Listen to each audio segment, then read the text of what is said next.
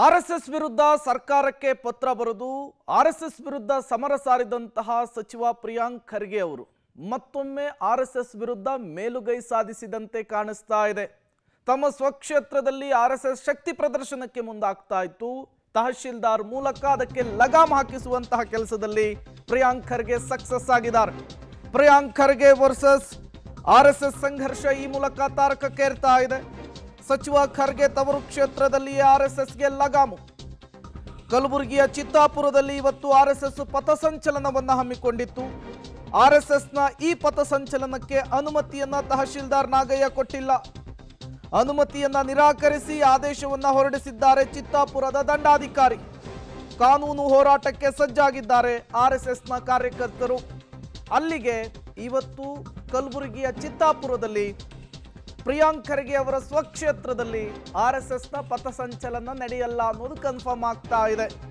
ಕೋರ್ಟ್ನ ಮೊರೆ ಹೋದ್ರೂ ಕೂಡ ನಾಳೆಯ ಪ್ರಕ್ರಿಯೆ ಅವೆಲ್ಲವೂ ಕೂಡ. ಇವತ್ತು ಭಾನುವಾರ ಕೋರ್ಟ್ ಇರಲ್ಲ. ನಿನ್ನೆ ದೊಡ್ಡ ಮಟ್ಟದ ಬೆಳವಣಿಗೆಗಳಾಗಿತ್ತು.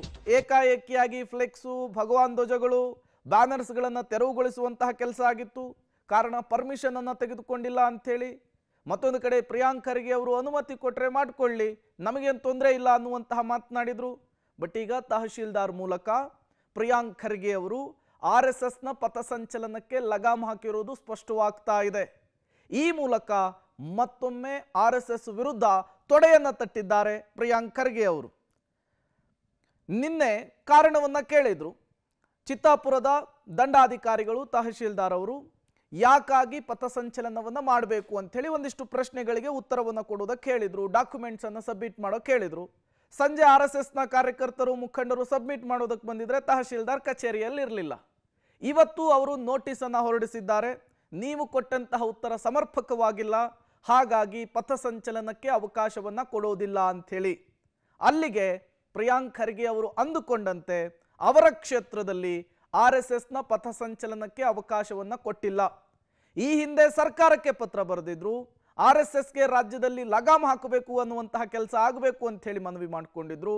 ಅದಾದಮೇಲೆ ಮತ್ತೊಂದು ಪತ್ರವನ್ನು ಬರೆದು ಸರ್ಕಾರಿ ಅಧಿಕಾರಿಗಳು ಪಥಸಂಚಲನದಲ್ಲಿ ಬೈಟೆಕ್ನಲ್ಲಿ ಭಾಗಿಯಾಗುವಂತಹ ವಿಚಾರವನ್ನು ಪ್ರಸ್ತಾಪಿಸಿ ಮತ್ತೆ ತೊಡೆತಟ್ಟುವಂತಹ ಕೆಲಸವನ್ನು ಮಾಡಿದ್ರು.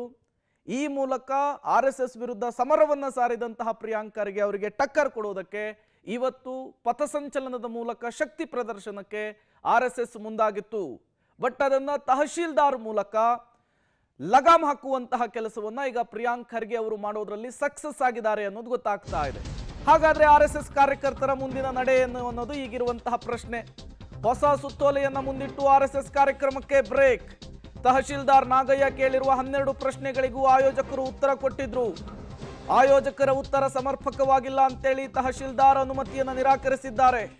ಇಷ್ಟು ಜನ ಭಾಗಿ ಭಾಷಣಕಾರರು, ಪಥಸಂಚಲನ ಆರಂಭ, ಮುಕ್ತಾಯ, ಸಮಯ, ಮನವಿ ಪತ್ರದ ವಿಚಾರಕ್ಕೆ ಉತ್ತರ ಸಮರ್ಪಕವಾಗಿಲ್ಲ ಅಂತೇಳಿ ತಹಶೀಲ್ದಾರ್ ನಾಗಯ್ಯ ಅವರು ಪಥಸಂಚಲನಕ್ಕೆ ಅವಕಾಶವನ್ನು ಕೊಡ್ತಾ ಇಲ್ಲ ಅಂಥೇಳಿ ಸುತ್ತೋಲೆಯಲ್ಲಿ ತಿಳಿಸಿದ್ದಾರೆ.